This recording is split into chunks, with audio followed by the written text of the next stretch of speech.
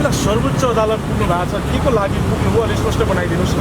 खास गरिकन आज संसद विघटन र वर्तमान सरकारको विरुद्धमा चाहिँ युवराज सफलले सर्वोच्च अदालत रिट दर्ता गरेको र त्यो रिटको उपरको सुनवाई आज पहिलो सुनवाई हुने हुँदाखेरि कति संसद विघटन गर्ने कुरा त असंवैधानिक हो, वर्तमान सरकार पनि असंवैधानिक छ भनेर चाहिँ रिट दायर गरेको थियो। त्यही सन्दर्भमा चाहिँ यहाँ के कारणले असंवैधानिक भन्नुभयो, जस्तो कि थुप्रै जनताहरू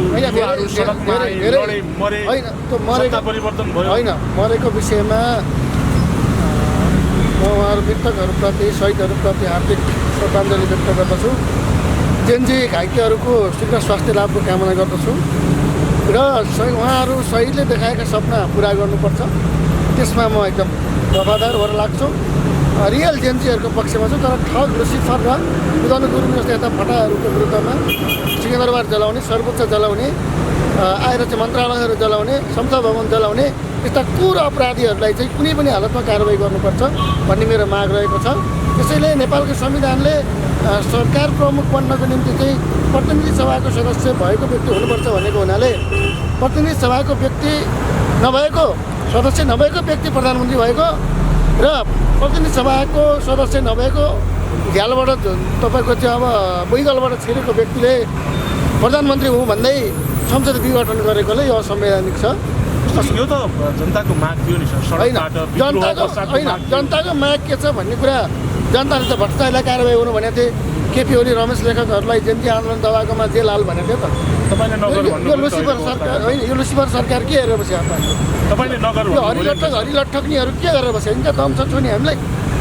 यिनले जेन्जीहरूको चाहिँ तपाईँको मागलाई पुरा नगरेर भ्रष्टाचार गर्ने रूपमा लागेका छन्। त्यसैले संविधानमा के लेखा छ भन्ने कुरा हो। जनताको के संविधानमा चाहिँ विशेष परिस्थितिमा आउरे भाउरे धुपौरेहरूलाई ल्याएर प्रधानमन्त्री बनाउनु पाउँछ भने लेखा भए मलाई देखाउनुहोस्। यो छैन। त्यसैले कि त संविधानको विरुद्धमै जेन्जीहरूको विद्रोह भयो, त्यसलाई नस्वीकार होइन, संविधान आन्दोलनलाई नस्वीकार तपाईँ पनि हिजो जनआन्दोलन गरेको मान्छे होइन, सरकारको विरुद्ध तपाईँ पनि अनि अहिले 2075 सालको संविधान निलम्बन भएको हो र? कसैले निलम्बन गर्यो र? निलम्बन गरौँ भन्दा मुद्दा हाल्नुपर्ने, होइन बचाउनुपर्छ, भ्रष्टहरूलाई प्रधानमन्त्री बनाउनुपर्छ भन्ने भाषा हो नि तपाईँ। यस्तो हावा कुरा गर्नु तपाईँलाई कसले पठायो मलाई थाहा छैन होइन, तर यता हावा कुरा पछि म छैन। तर नेपालको संविधान 2072 अहिले छ छैन मलाई भन्नु पर्यो। तपाईँ अहिले नेपालको संविधान 2072को धारामा टेकेर त तपाईँ आउनु भएको छ। तपाईँ कुनै अर्को धारामा टेकेर आउनु भएको छ र? यही संविधान अनुसार तपाईँ यहाँ मसँग क्वेसन सोध्दै हुनुहुन्छ भने चाहिँ अनि संविधान नमान्ने भन्ने कुरा हुन्छ। जसरी अहिले एमाले पनि संसद पुनर्स्थापना हुनुपर्छ भनिरहेको छ, काङ्ग्रेस पनि भनिरहेको छ। यसो हेर्दाखेरि तपाईँ फेरि युवराज सफल फेरि एमाले र काङ्ग्रेसबाट परिचालित भयो भनेर भन्ला नि? होइन, काङ्ग्रेस एमाले युवराज सफलद्वारा परिचालित हो।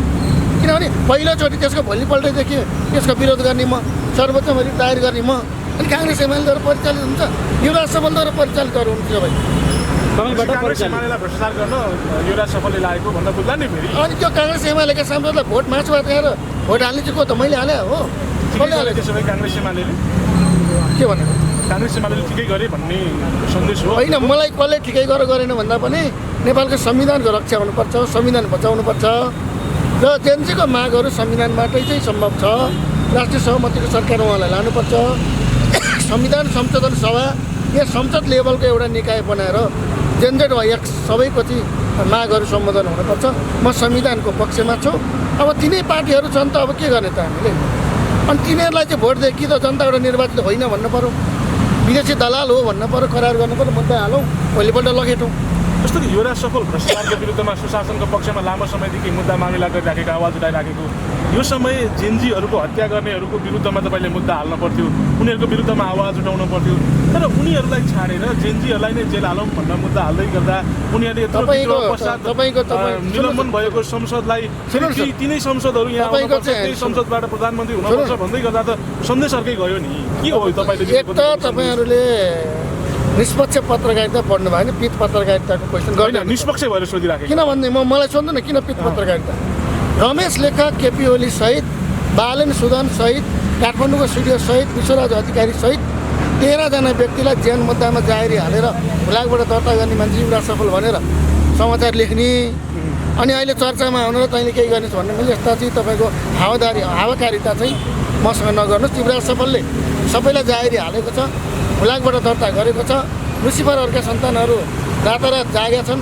कोही गृहमन्त्री हटाउने गर्लफ्रेन्डलाई हटाएको जस्तो चालोलाई हटाए जस्तो हो त अनि गृहमन्त्री हटाउने अरे हुँदै सरकार हामीले मानेको छैन यता चोर फटाहरूको हालुमुहाली रहेको हुनाले यो सरकारको मान्छे नै चाहँदैन सुशीला कार्की भनेको केपी ओलीको खेताला हो शेरबहादुरको खेतालाहरू अनि यिनीहरूले न्याय दिन सक्दैनन् त्यसैले केपी ओलीको चाहिँ कार्यकर्ता गृहमन्त्री बनिएको छ आफ्नो श्रीमतीलाई चाहिँ यहाँको न्यायाधीश सर्वोच्चको बनाउन लागेका छन् त्यो सरकारले चाहेको छैन भने यो त विदेशी दलाल रहेर सिआइएको चाहिँ हली घोटाला हो यिनलाई धपाउनको लागि म आएको हो नि त यहाँ त्यसैले मैले के भने हो भने कुनै पनि तपाईँको चाहिँ समस्याको समाधान संसदबाट हुन्छ जसरी अब युवराज सफलले सोचेको कल्पना गरेको विकल्प के त अब बनेको अन्तरिम सरकारलाई धपाइसकेपछि संसद पुनर्स्थापना हुन्छ संसद पुनर्स्थापना भएपछि केपी शर्मा ओली नै प्रधानमन्त्री बन्ने होला तपाईँ भन्नु न शेरबहादुर देउवा प्रधानमन्त्री बन्ने होला मुद्दा हाल्नु भयो नि त तपाईँ भन्नु न संसद बाहिरको त बन्नै भएन भन्नुको अनि त्यो संविधानमा त्यही छ त अनि म के गलत कुरा भन्छु त अब के हुन्छ भने संसद पुनर्स्थापना हुन्छ पहिलो नम्बरमा संसद पुनर्स्थापना भएपछि जेएनजीको माग संसदमा जान्छ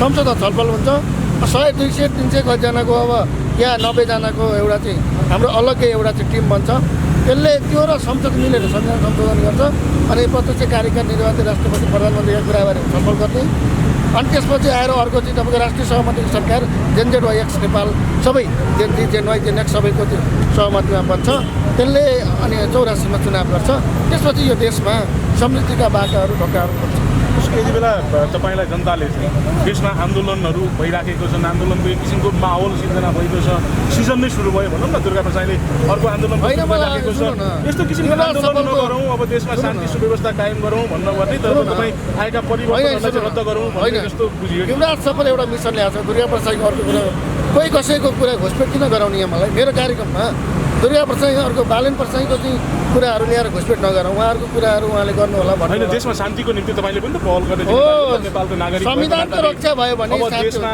सुन्नु न अशान्ति भइराखेको छ केही